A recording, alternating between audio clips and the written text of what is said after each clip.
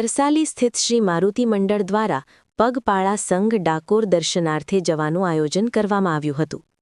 27, 28, 29 ડિસેમ્બરના રોજ તરસાલીથી ડાકોર પગપાળા યાત્રાનું આયોજન થયું હતું, જેમાં મોટી સંખ્યામાં શ્રદ્ધાળુઓ જોડાયા હતા। ગતરોજ તરસાલીથી પગપાળા સંઘ ડાકોર દર્શનાર્થે જવા રવાના થયો હતો। ગતરોજ ડાયરાનું પણ આયોજન કરવામાં આવ્યું હતું। સવારે શોભાયાત્રા યોજાઈ હતી।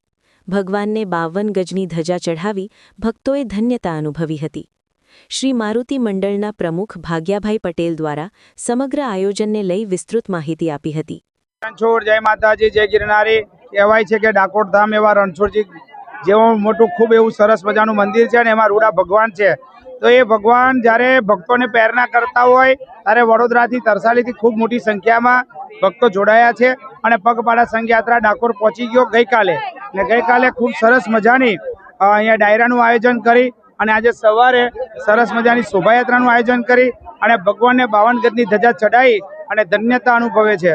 બસ ભગવાન એટલી પ્રાર્થના છે કે પૃથ્વી પરના સમસ્ત જીવોનું કલ્યાણ થાય, 18 વર્ષ ભેગા થઈને રહે અને મારો દેશ સોને કી ચીડિયા બનીને રહે, એ જ અમારી તમન્ના છે। અને એના માટે આજે ભક્તો ખૂબ મોજ કરી, ખૂબ આનંદ મંગલ કર્યો અને આજે 3000 થી 4000 ભક્તો આજે અહીંયા આગળ દર્શન કરીને પાવન થયા છે।